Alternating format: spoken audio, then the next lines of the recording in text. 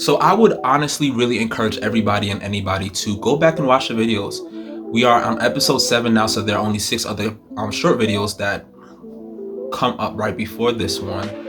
And I think they are beneficial to watch and even rewatch, because there were times in the past few weeks that I would declare an affirmation and it would hit my heart and it would help me move forward for that day or for the next 2 days. And then for some strange reason, it seemed like I would forget that very same affirmation and I would fall off track or I'd lose focus. And then I would go back and watch the video again, or I'd pull up a note and it would remind me that I was missing my steps because I wasn't staying focused or I wasn't staying committed to what I would say. Because the very first video, I said, I have what it takes to be the best version of me.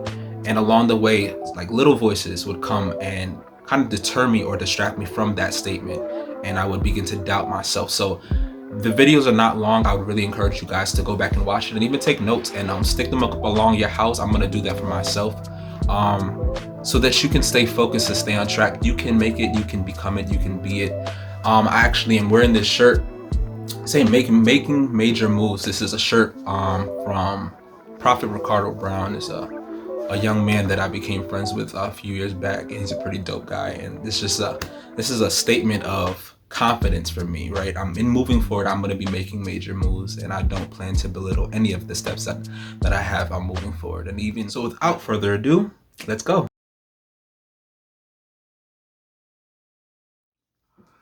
So this past week, I was kind of struggling with what to do next, right? I was kind of stuck between what I've already accomplished and what I'm trying to accomplish, and I wasn't sure what my next couple steps were going to be. So my brother gave me a call, and he was just commending me on the work that I've done so far and telling me that, I'm doing such a great job and I should keep it up. And I told him that sometimes the discouragement outweighs the encouragement, and it makes it hard to move forward. And he said, hey, hold on. Who is going out their way to tell you that you're trash? Who is coming out their way to tell you that what you are doing is not good enough? I need you to just put together a list of people, send it to me, and then I'll come up and we can just handle them one by one so you can move forward in confidence. And I had to stop and say, you know what? It was nobody. It was literally just my mind. It's literally just me getting in my own way, saying, like, pulling up negative thoughts and negative feelings and negative emotions to kind of barricade and block myself from moving forward. And I forgot about, I think, episode 2, I declared, or I made an affirmation, a statement that if the only one that can stop me is God and God is on my side, then ultimately winning is not an option. It's a part of the package deal. And I forgot that. And I allowed disappointment to come around and I allowed discouragement to set in. And I told myself that, I wasn't good enough for what I wanted. That's what I told myself. And I began to pull back some of my aspirations and pull back some of my decisions because I felt like, nah.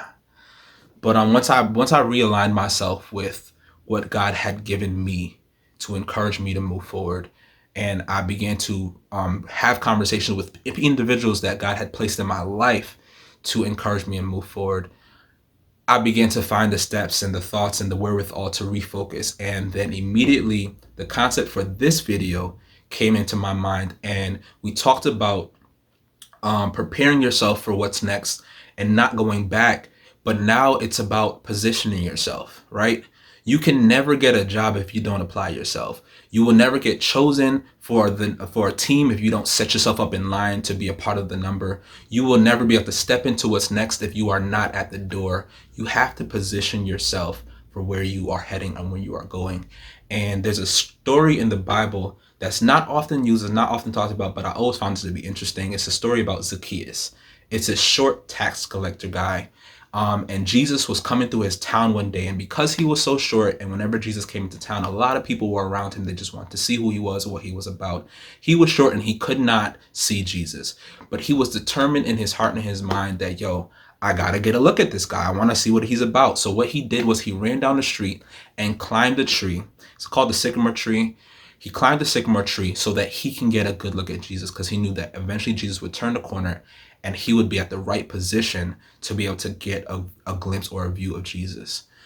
And a lot of times, when it comes time to positioning ourselves for what's next or positioning ourselves for opportunities that we desire, it's not going to be a comfortable experience. Because if you think about anybody that has a limitation in their heights. I don't want to be offensive. I'm not sure about the right terminology to use, but you think about people that are short, right? It's not the easiest thing for somebody of average height and average strength to climb a tree. Like some of us will get winded just by holding onto the branch, but somebody that doesn't have the length in their legs to really get to that first branch, or the reach in their arms to get to that first branch, it's a challenging task. But he decided within himself, despite my limitations, I know if I position myself, I can obtain my goal, which was for him just to see Jesus. So a lot of times we have to kind of overcome some of the challenges that and shortcomings that we have and attached to ourselves, so that we can find ourselves in the right position. That positioning yourself experience is not going to be comfortable. We talked about people that start journeys like dreads or baking cakes. It's not easy to start a journey, and let alone is it not it's even more so not easy to position yourself for the opportunities that you desire. It's going to be awkward, it's going to be uncomfortable, and a lot of times you may not qualify or have the tools necessary to position yourself.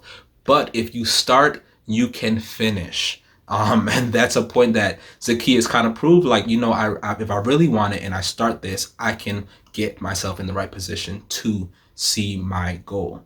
And what's funny enough about that story is when Jesus finally did turn the corner, not only was Zacchaeus able to see Jesus, but Jesus saw Zacchaeus. And when that part of this story kind of flew back through my mind, I just said a prayer to myself. I said, God, I pray that as I position myself for my goals and I position myself for the desires of my heart, that it won't just be me looking for it, but that they will also be looking for me. It won't just be me seeking for opportunities. It won't just be me grasping and reaching for the next thing, but the next thing will also be looking and reaching for me. And then there will be such a synchronized experience that just like we talked about with Cinderella, the shoe will fit. And when the shoe fits, it'll be undeniable that this moment was supposed to happen. In the story with Zacchaeus and the tree and Jesus looked up and said, "Hey, Zacchaeus, you got to come down because I'm going to have dinner at your house tonight." So there was a crowd of people around. And out of everybody, because Zacchaeus positioned himself, he was able to lock eyes and make contact and make a connection with Jesus. And Jesus was able to say, "Hey, I want to be in your company." Zacchaeus didn't have to come up to Jesus and say, "Hey, Jesus, I got some meals prepared. If you're hungry, you want to stop by." Zacchaeus just positioned himself, and then the opportunity presented itself. And when the opportunity presented itself, there was just a click and a desire that everybody else wanted, right? To be in close proximity with Jesus. Zacchaeus got that divine or special moment that everybody else envied. And when he came down that tree, right? A lot of people grumbled and complained. They felt like he was not qualified. They felt like he was unworthy of this great opportunity to have a meal with Jesus. They grumbled behind his back. They talked bad about him. That's the same thing with Cinderella. When they finally got to shoot at her, a lot of people was like, "Well, no, she's just a maid. She's not worthy for this moment to have a moment with the king."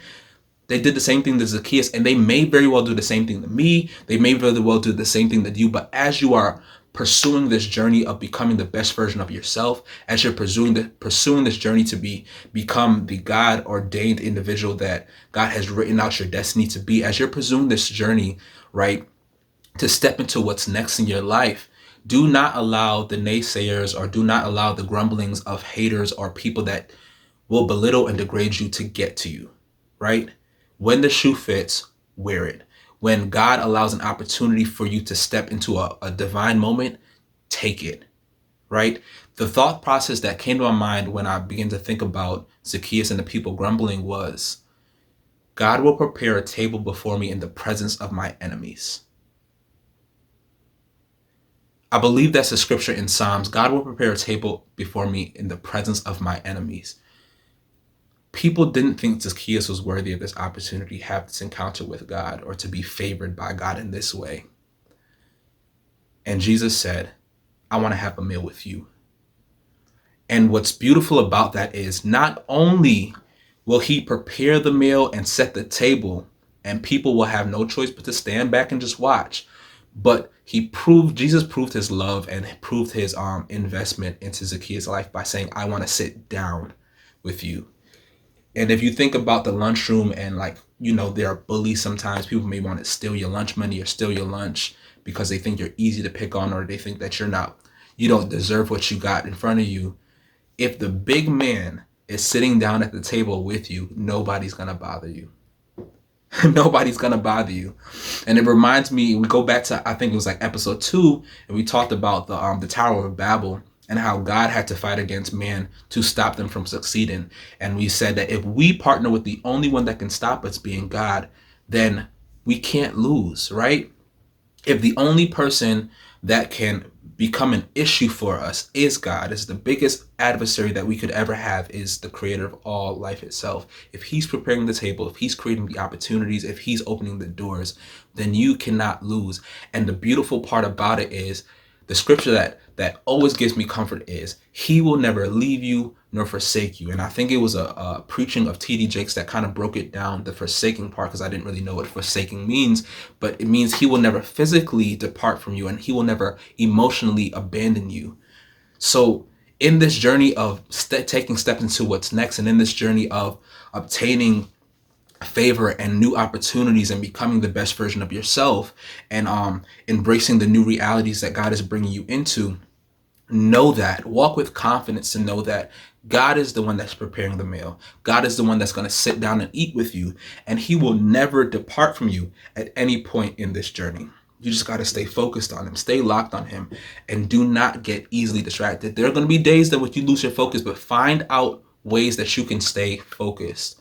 I think in the Old Testament, God said to the Israelites, in order for you to stay focused on me, find different ways. Either write it on your forehead. There's documentation that they would tie strings to their clothes. I think it was like blue strings to their clothes, so they would have constant reminders of who God is to them and their commitment to God. Find out different ways, whether it's making a t-shirt, whether it's putting on a promise ring or putting on a string around your wrist. Find different ways to keep yourself on track, to remind yourself of the goodness of God, to remind yourself of the places that you are trying to go and the opportunities that you want to take hold of, because we are so easy to forget, right? There's another story in the Bible where Jesus is walking on water, and one of the disciples says, "Hey God, if that's you on the water, call to me and allow me to walk to you." And the disciple literally starts walking on water, and Jesus is walking on water, and they're walking together. But then the storms that were going on around him distracted him. He got fearful and he began to sink. And Jesus had to reach out and pull his hand so that he can, not sink and fall underneath the water. If you get distracted, you will miss the fact that you are doing phenomenal things. You will miss the fact that you are doing things that are greater than your own potential. The disciple that stepped on the water missed the point that he was literally doing what God had allowed him to do. He was doing what nobody else had ever been documented to do. And he only saw one other person doing it, and he found the inspiration and the courage to step out and try it. And he was actually functioning. They didn't say that he stepped out and immediately began to sink. It's because you got distracted while you began to tilt off your journey, or tilt off your abilities, tilt off the abilities that God had allowed you to function in. Do not get distracted. Find ways to stay focused. Find ways to stay on tracks. Find ways to stay encouraged. Put post-its on your wall. Find the right songs that coincide with your mindset. Feed yourself, feed your heart, feed your spirit, feed your mind with the healthy thoughts, healthy practices, so that you can always be at peace with your journey.